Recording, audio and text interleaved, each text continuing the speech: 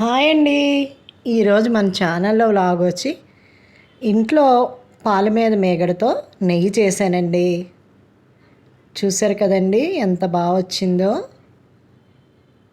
అడుగంటకుండా చక్కగా వచ్చిందండి. చూసారా కళ ఎంత బాగుందో, ఎక్కడ అడుగంటలేదు కదండి. ముందుగా అయితే నేను పాలు కాచాక ఫ్రిడ్జ్లో పెడతాం కదండి, చల్లారిన తర్వాత ఆ మేగడే తీసుకున్నానండి. నేను ఆ మేగడ డీప్ ఫ్రిడ్జ్లోంచి తీసేసి ఒక గంట సేపు బయట పెట్టేశానండి. అందులో కూలింగ్ అంతా పోయిన తర్వాత మనం డబ్బాలోంచి ఇట్లాగా ఒక గిన్నెలోకి తీసుకోవాలి. నెయ్యి చేసుకోవడం చాలా ఈజీయేనండి. అది మనకి చేయడం తెలియాలి. ఆ తెలిసిన విధానం మనకి బాగా వస్తే అండి తొందరగా మనం నెయ్యి చేసేసుకోవచ్చండి. నేను 2 డబ్బాల్లోది మేగడ ఇట్లా వేసానండి. దీంట్లో పెరుగు మీద మేగడైతే నేను వేయలేదు, ఓన్లీ పాల మీద మేగడేనండి నేను ఇప్పుడు చేస్తున్నది. ఇలా మేగడ్ని ఇలా విస్కర్తో నేను తిప్పుతున్నాను. మీకు చల్లకవం ఉంటే చల్లకవంతో కూడా తిప్పుకోవచ్చు. ఇట్లా ఒకే వేలో తిప్పుతూ ఉండాలండి. ఎప్పుడైనా పాల మీద మేగడ మనకి నెయ్యి చేసుకోవాలనుకున్నప్పుడు ఇట్లా ఒక వేలోనే తిప్పాలి, కానీ మళ్ళీ రివర్స్ తిప్పడం అట్లా చేయకూడదు. అలా తిప్పుతూ ఉండాలి. చూసారు కదండి, ఆపకుండా తిప్పుతూ ఉంటే ఎలా వస్తుందో చూసారా వెన్నపూస. చాలా ఈజీగా వస్తుందండి. ఎందుకంటే మనం కూలింగ్ పోయే వరకు ఆ మేగడ్ని ముట్టుకోకుండా అలా పక్కన వదిలేసుకుంటే అండి చాలా తొందరగా వెన్నపూస బయటకు వచ్చేస్తుంది. మిక్సీ జార్లో అవి కూడా కొంతమంది వేసుకుంటారు. నేనైతే ఇలాగే చేస్తానండి. ఎందుకంటే చాలా జిడ్లు అయిపోతాయి కదా. జిడ్లు అయిపోయినా ఏముందండి, కొంచెం గోరువెచ్చగా నీళ్ళు పెట్టేసుకొని గిన్నెలు కడిగేసుకోవచ్చు. ఆ నీళ్ళు ఆ గిన్నెల్లో పోసుకుని. కానీ నేను మిక్సీ కన్నా నేను ఇట్లాగే చేసుకుంటాను. ఇలా అయితే చాలా ఈజీగా నాకు ఒక 10 మినిట్స్లో ఇలా వెన్నపూస వచ్చేసిందండి. ఎందుకంటే నేను మేగడ ముందుగా కూలింగ్ పోయే వరకు అలా పక్కన వదిలేసాను కాబట్టి. చూసారండి ఎంత బాగా వచ్చిందో మేగడ. చాలా ఈజీగా చేసుకోవచ్చు. ఇలా మనం ఇంట్లో మేగడ తీసుకొని నెయ్యి కాసుకుంటే ఎంత ఆనందంగా ఉంటుంది కదండి. ఇప్పుడు ఈ మేగడ్ని మనం నెయ్యి దేంట్లో అయితే కాస్తామో నేను ఆ కళాయే తీసుకున్నాను. అందులో వాటర్ వేసుకొని వెన్నపూస అంతా ఇట్లా తీస్తున్నానండి. ఇలా తీసుకున్న వెన్నపూసని ఒక 4-5 సార్లు చక్కగా మంచి వాటర్ వేసుకొని కడుక్కోవాలండి. కడుక్కుంటే మనం మేగడ రోజు తీసి వేస్తాం కదండి, కొంచెం స్మెల్ అయితే ఉంటుంది.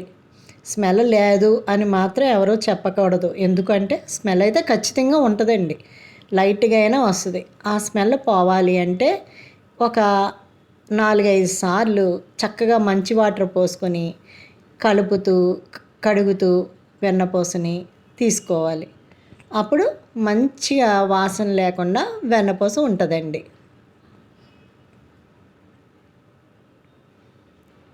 వెన్నపూస అయితే ఎక్కువే వచ్చిందండి. నేను నెల రోజులకు ఒకసారి చేసుకుంటానండి ఇంట్లో. ఈసారి మీకు కూడా చూపిద్దామని ఈ వీడియో చేస్తున్నాను.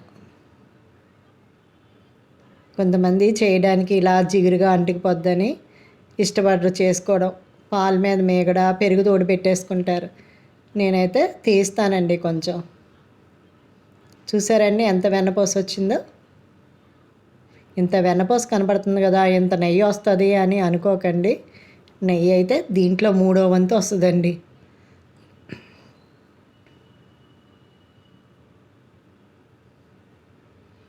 ఇలా అన్ని వైపుల నుంచి వెన్నపూసని చక్కగా ఇలా నీళ్ళతో అనుకుంటూ ఒక 4-5 సార్లు కడుక్కుంటే అండి స్మెల్ అయితే రాదు, వెన్నపూస బాగుంటుంది.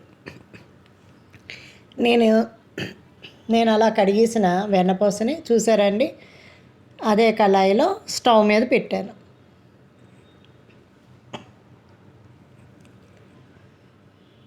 స్టవ్ అయితే వెలిగించానండి. సిమ్లో పెట్టుకోవాలి, హైలో పెట్టుకోకూడదు. హైలో పెట్టుకుంటే అడుగంటిపోతుందండి.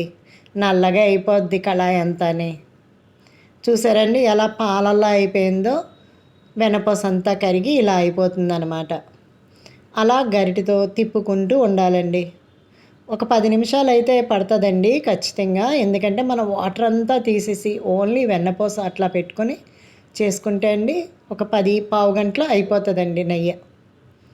చూడండి అలా కలుపుతూ ఉంటున్నాను నేను ఎలా అవుతుందో. పాలన్నీ అయిపోయినాయి చక్కగా. నెయ్యికి నెయ్యి పైన వచ్చేస్తుంది, అడుగున పాలన్నీ విరిగిపోతే ఎట్లా అవుతుంది, అలా ముద్ద ముద్దల కింద అట్లా అయిపోతుంది. చూడండి ఎంత బాగుందో, ఎక్కడ అడుగంటలేదు కదా.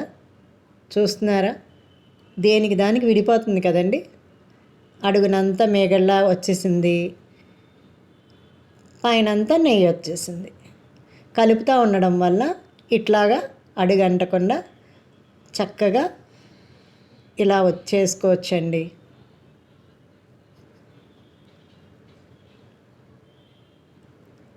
అంతేనండి, చాలా సింపుల్ నెయ్యి చేసుకోవడం.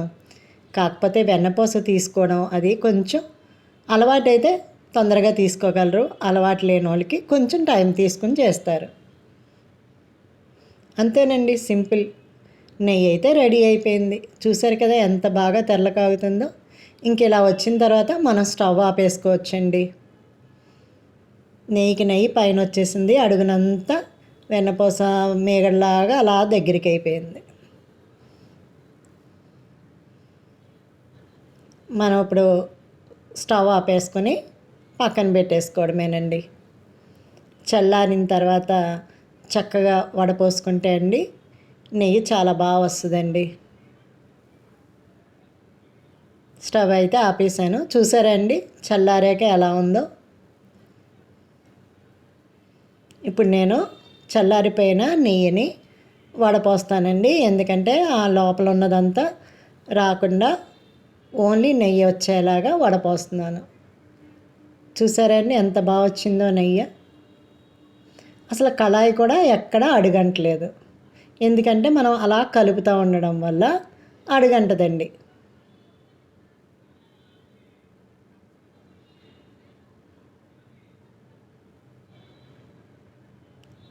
చక్కగా స్టవ్ దగ్గర నుంచుకొని కలుపుతూ ఉంటే గిన్నె కూడా తోముకునే పని ఉన్నదండి. అడుగంటిన గిన్నె తోమాలంటే 2-3 రోజులు దాన్ని నానబెట్టి తోమాలి. చూసారండి ఇప్పుడు ఎంత బాగా వచ్చిందో అది.